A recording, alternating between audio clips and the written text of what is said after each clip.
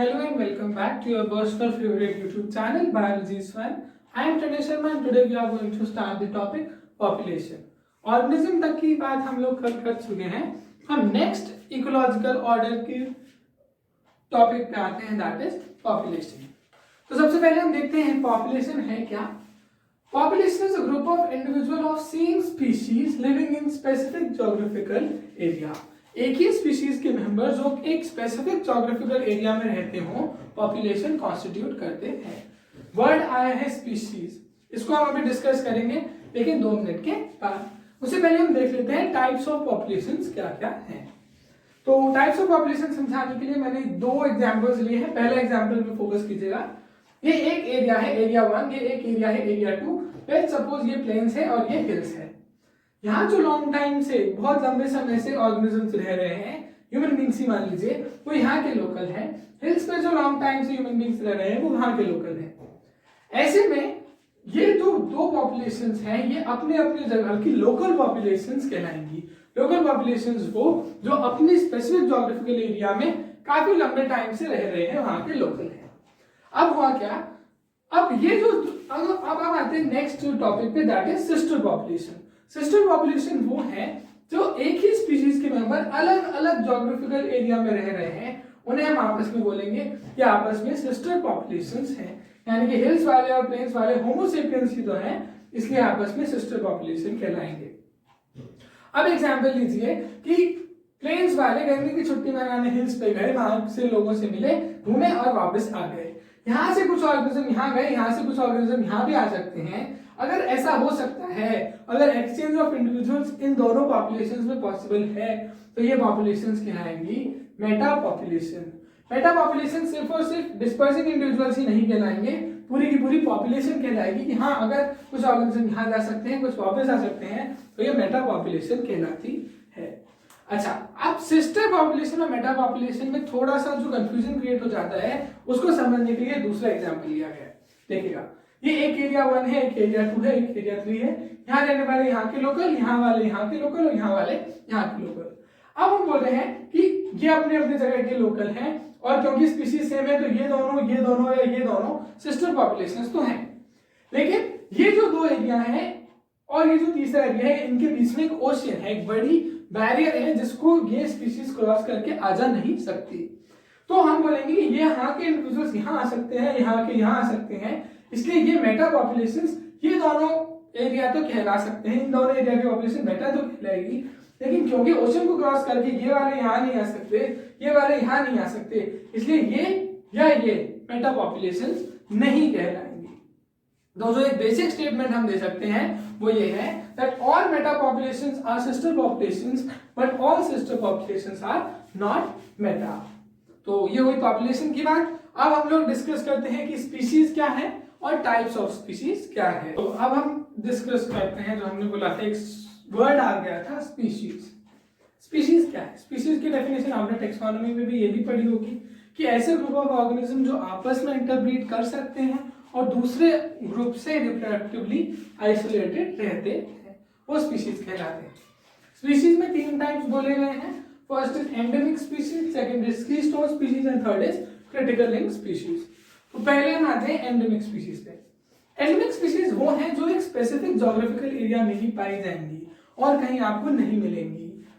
इनका number world wide कम है, तो अगर उस स्पेसिफिक ज्योग्राफिकल एरिया को कुछ नुकसान पहुंचता है तो इनके चांसेस ऑफ एक्सटिंक्शन भी ज्यादा होंगे. इनका जो फॉर्मेशन है वो कॉन्टिनेंटल सेपरेशन की वजह से हुआ है. कॉन्टिनेंटल सेपरेशन अगर आप याद करें तो पैंजिया मार्स जो हमारा एंशिएंट कॉन्टिनेंट था, उसके टूटने की वजह से जो नए नए कॉन्टिनेंट्स बने हैं, तो कुछ ऐसी जगह हैं जो कि बाकी जगहों से अलग रह गई, वही एंडेमिक स्पीशीज की हैबिटेट बनी है. अच्छा, इसके एग्जांपल की बात करें तो पहला एग्जांपल है kangaroo in Australia, second is kiwi in New Zealand and third is metasequoia plants in China valley. Important है, याद रखिएगा. नेक्स्ट हम आते हैं कीस्टोन स्पीशीज पे. कीस्टोन स्पीशीज वो हैं जिनका नंबर कम है, बायोमास कम है इकोसिस्टम में, लेकिन उनका इन्फ्लुएंस काफी अच्छा खासा है. स्टेबिलिटी को मेंटेन करने में बहुत बड़ा रोल है, इकोसिस्टम के बैलेंस को मेंटेन करने में काफी बड़ा रोल है. तो हम अब इसके एग्जांपल्स तो अभी 2 मिनट बाद डिस्कस करते हैं। पहले इस टर्म को समझ लेते हैं कि बायोमास जो लिविंग का वेट है ये आखिर क्या होती है, क्योंकि हमारे बाद में भी काम आने वाली है। तो बायोमास की हम बात करें तो बायोमास या weight of living organism 2 types का हो सकता है, फ्रेश वेट और ड्राई वेट। फ्रेश वेट वो जो कि वेरिएबल है, ड्राई वेट वो जो कि कांस्टेंट है। कांस्टेंट है इसीलिए मोर एक्यूरेट है। अब देखिए फ्रेश वेट ऑर्गेनिज्म का क्या है, जैसे मैं अभी हूं, आप मेरे को एज इट इज तोल लीजिए तो मेरा फ्रेश वेट आएगा। लेकिन इसके साथ एक प्रॉब्लम है। प्रॉब्लम यह है कि अगर मैं 2 गिलास पानी पी करके आ जाऊं तो मेरा वेट थोड़ा सा अभी के अभी ही चेंज हो जाएगा। हर्बेशियस प्लांट्स जो होते हैं छोटे छोटे से, उनमें 90% पानी है। उनका आप सुबह फ्रेश वेट लेंगे, दोपहर को लेंगे, शाम को लेंगे, तीनों टाइम वेट्स अलग अलग आएंगे। तो वेट में इतना ज्यादा वेरिएशन तो परमिसिबल नहीं है। तो हम क्या करते हैं, ऑर्गेनिज्म का ड्राई वेट लेते हैं, यानी कि फ्रेश वेट में से अगर हम पानी सारा उड़ा दें तो जो बचेगा that will be the dry weight. ये ज्यादा एक्यूरेट है। ये भी चेंज होता है, लेकिन ये जब चेंज होगा जब ऑर्गेनिज्म की ग्रोथ होगी। ऐसा नहीं सुबह से शाम तक आपने कैलकुलेट किया और इसमें कोई बहुत मेजर चेंज मिल जाए, ऐसा नहीं होगा। तो ड्राई वेट कैलकुलेट करने का क्या तरीका है, जैसे हमने बोला कि भाई एक लायन है सपोज 200 kg का। अब मैंने बोला इसका ड्राई वेट कैलकुलेट कीजिए, तो ये तो हम नहीं कर सकते कि इसको जो है मार करके और सुखा करके फिर इसका ड्राई वेट कैलकुलेट करें, ये तो कोई तरीका हुआ नहीं। हम क्या करेंगे, इसका किसी भी टाइप से किसी भी कोशिश से, थोड़ा मुश्किल है लेकिन ले आएंगे क्या, 100 ग्राम इसके टिश्यू ले आएंगे। उस टिश्यू को बॉम्ब कैलोरीमीटर आपने नाम सुना होगा थर्मोडायनेमिक्स में, इसके अंदर 100 ग्राम टिश्यू को कंप्लीट कंबशन कराएंगे, यानी कि सारा वाटर इवेपोरेट कर देंगे और देखेंगे कितना ऐश बचा है। हमने देखा 100 ग्राम को पूरा का पूरा कंप्लीट बर्न करने पर 10 ग्राम मिला, यानी कि हमने कह दिया कि 10% जो है वही उसका ड्राई वेट है। तो अगर हम 200 kg के लाइन की बात करें तो 200 kg के लाइन का ड्राई वेट क्या होगा, 20 kg। तो यहाँ तक बात समझ में आई गई होगी। अब हम बात करते हैं कीस्टोन स्पीशीज के एग्जांपल्स की।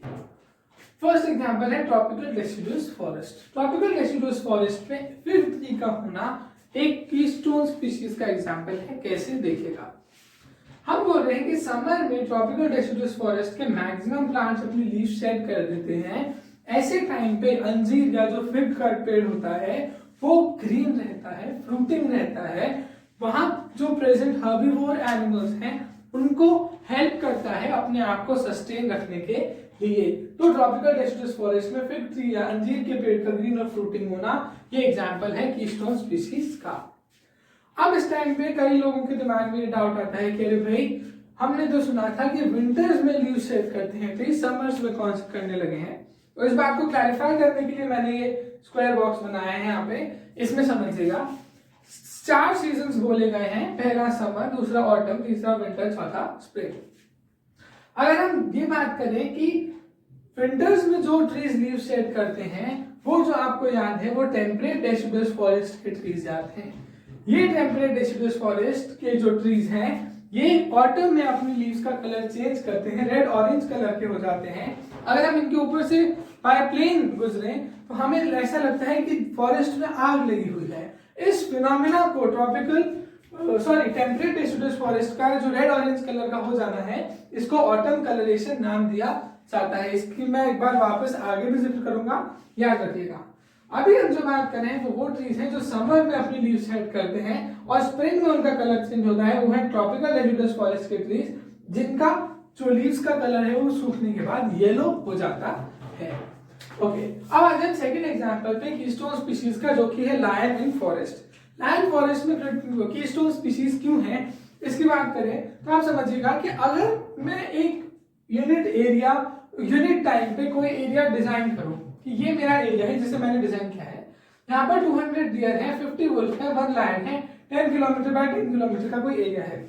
अगर मैं यहाँ से लायन को रिमूव कर दूं तो होगा क्या, या तो वुल्फ इतने हो जाएंगे कि वो सारे डियर्स को खा जाएंगे, या फिर अगर मैं वुल्फ को भी रिमूव कर दूं तो डियर इतने हो जाएंगे जो सारी ग्रास को खत्म कर देंगे, सारे प्लांट्स को खत्म कर देंगे।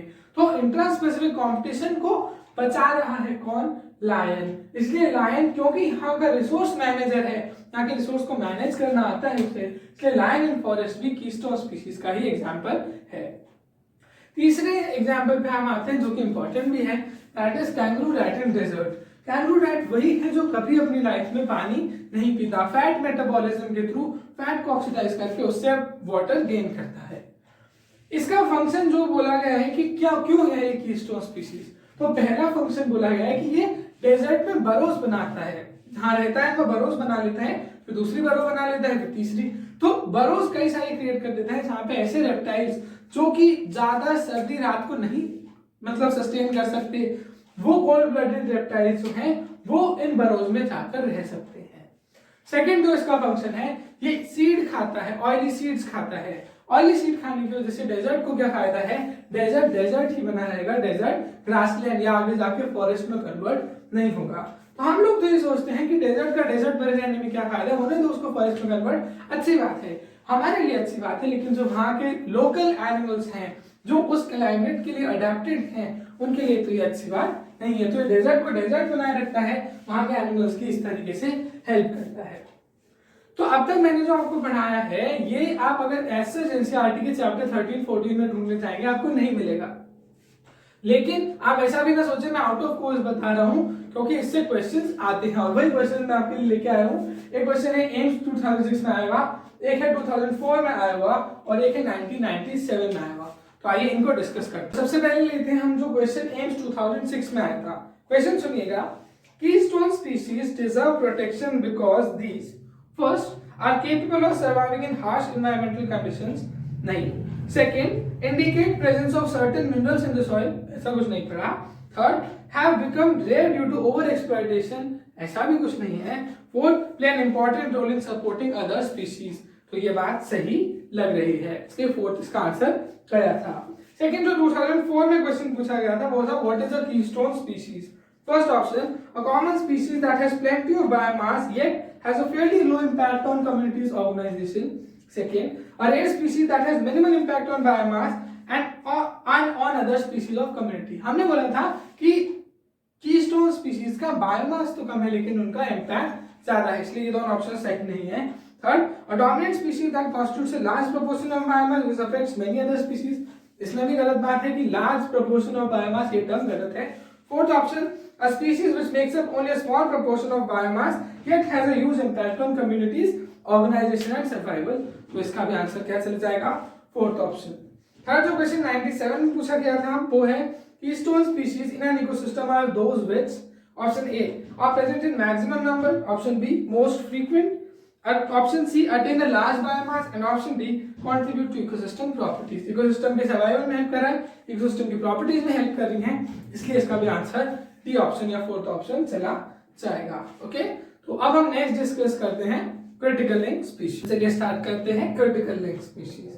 क्रिटिकल लिंक इस शब्द में इसका मीनिंग छुपा है। स्पीशीज का जो थर्ड टाइप है, लिंक मींस मीडिएटर, ऐसी स्पीशीज जो कि अदर स्पीशीज या अदर मेंबर्स की अपनी लाइफ की कुछ वाइटल एक्टिविटी परफॉर्म करने में हेल्प करती हैं, क्रिटिकल लिंक स्पीशीज कहलाती हैं। जैसे मैंने एग्जांपल लिया ऑर्गेनिज्म 1 और 2 के बीच में अगर कोई एसेंशियल लिंक या क्रिटिकल लिंक कोई स्पीशीज बना रही है तो वो क्रिटिकल लिंक स्पीशीज कहलाएगी। एग्जांपल्स इसके लिए लेते हैं। फर्स्ट एग्जांपल है माइकोराइजा का। माइकोराइजा क्या होता है, माइकोराइजा फंजाई और हायर प्लांट की रूट का एसोसिएशन है। ये दोनों ही आपस में क्रिटिकल लिंक स्पीशीज क्यों है इसको समझिएगा। फंजाई जो है वो हायर प्लांट रूट के साथ रहना पसंद करती है क्योंकि वहां पर उसे शेल्टर मिल रहा है और फूड मिल रहा है। हायर प्लांट रूट जो है, ये देखिए हायर प्लांट रूट दिखा रखी है साइड में, फंजाई माइकोराइजल एसोसिएशन दिखा रखे हैं। वो फंजाई के साथ इसलिए रहना चाहता है ताकि उसे मिनरल्स मिलते रहे। पाइनस के कुछ सीड्स होते हैं वो तो बिना फंजाई के जर्मिनेट ही नहीं कर सकते। तो आप देख सकते हैं ये दोनों आपस में क्रिटिकल लिंक स्पीशीज बना रहे हैं। नेक्स्ट जो हम देखें तो सेकंड एग्जांपल है प्रोड्यूसर, हर्बीवोर और कार्निवोर का। इस फूड चेन में हर्बीवोर जो है वो क्रिटिकल लिंक है क्योंकि प्रोड्यूसर का मटेरियल डायरेक्टली कार्निवोर्स तो डाइजेस्ट नहीं कर सकते, उनकी एनर्जी को इन तक पहुंचाने के लिए हर्बीवोर्स का रोल मेन है। अगर आप इकोसिस्टम में से इनको हटा देंगे तो कार्निवोर्स तो अपने आप ही वैनिश हो जाएंगे। तो ये एक क्रिटिकल लिंक का सेकंड एग्जांपल रहा। थर्ड एग्जांपल पे आते हैं पॉलिनेटर इंसेक्ट पे। पॉलिनेटर इंसेक्ट वो स्पेसिफिकली वो प्लांट जो सिर्फ और सिर्फ क्रॉस पॉलिनेशन शो करते हैं और एक किसी भी एक स्पेसिफिक इंसेक्ट की वैरायटी से ही पॉलिनेट करवाते हैं, उनके लिए तो वो इंसेक्ट ही क्रिटिकल लिंक है। अगर वो इंसेक्ट पॉलिनेशन नहीं करेगा, इंसेक्ट की मान लीजिए स्पीशीज एक्सटिंक्ट हो जाती है तो प्लांट स्पीशीज का तो एक्सटिंक्ट होना बिल्कुल ही तय है। तो क्रिटिकल लिंक स्पीशीज वो हैं जो कि अगले ऑर्गेनिज्म की अपने ऐसी कुछ एक्टिविटी में हेल्प करती हैं ताकि उसके जीवन पे उसका जो प्रभाव न पड़े। ओके, तो अब हम आते हैं इस पे 3 स्टेटमेंट देते हैं कि क्रिटिकल लिंक से अब तक हमने क्या क्या सीखा। सबसे पहला स्टेटमेंट मैं बोल रहा हूँ, ध्यान दीजिएगा, all symbiotic associations are critical link but all critical links are not symbiotic. Symbiotic associations वही होती हैं जो कि वाइटल एक्टिविटीज को हेल्प करने में मदद करें।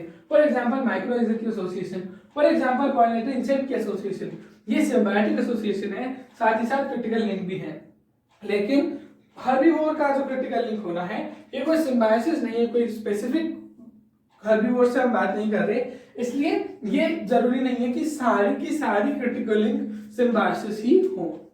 अच्छा, नेक्स्ट जो स्टेटमेंट दे रहे हैं बोले कि अगर हम क्रिटिकल लिंक को हटा दें, रिमूव कर दें, तो क्या होगा? तो ये होगा उस क्रिटिकल लिंक से जो स्पीशीज डायरेक्टली या इनडायरेक्टली जुड़ी हुई थी उन पे इफेक्ट आएगा।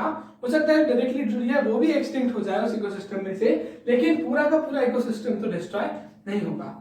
लेकिन बाय चांस हम ये करें कि अगर जो कीस्टोन से रिलेटेड क्रिटिकल लिंक स्पीशीज है उसे हटा दे तो 100% है कि इकोसिस्टम का डिस्ट्रॉय होना ही है, क्योंकि कीस्टोन स्पीशीज तो वो थी जिसने पूरे के पूरे इकोसिस्टम को अपने कम बायोमास की वजह से भी सबसे ज्यादा इन्फ्लुएंस दे रखा था। तो इकोसिस्टम डिस्ट्रॉय हो जाएगा अगर हम कीस्टोन स्पीशीज के साथ जो क्रिटिकल लिंक एसोसिएटेड है उसे हटा दें। ओके, सो ये चीज कंप्लीट हुई है। हमारा टॉपिक जो पॉपुलेशन चल रहा है उसमें पॉपुलेशन के टाइप्स यानी कि लोकल, सिस्टर और मेटा, और स्पीशीज के टाइप्स यानी कि एंडेमिक स्पीशीज, कीस्टोन स्पीशीज और क्रिटिकल लिंक, ये तीनों पूरे हो चुके हैं। अब जो हम नेक्स्ट वीडियो में डिस्कस करेंगे वो होगा पॉपुलेशन का second part, that will B demography. और उस वीडियो के साथ आपको एनसीईआरटी से डायरेक्ट पेज नंबर मिलने शुरू हो जाएंगे कि आपको ये पेज नंबर रीड करने हैं। तो फ्रेंड्स, आई होप मेरा आज का वीडियो आपको अच्छा लगा होगा, आपके सारे कॉन्सेप्ट्स क्लियर हो ही गए होंगे। प्रीवियस क्वेश्चन हमने लेना स्टार्ट कर दिया है। नेक्स्ट जो वीडियो होगा उससे हम लोग एनसीईआरटी के जो पेजेस हैं वो भी मैं आपको बता दिया करूंगा। ओके, सो वीडियो अच्छा लगा है तो इसे लाइक कीजिए, चैनल को सब्सक्राइब कीजिए, शेयर कीजिए अपने फ्रेंड्स के साथ ताकि उनकी भी कुछ हेल्प हो सके, और साथ ही साथ जो है आप अपने सजेशंस कमेंट्स में लिख दीजिएगा। Okay, thank you so much.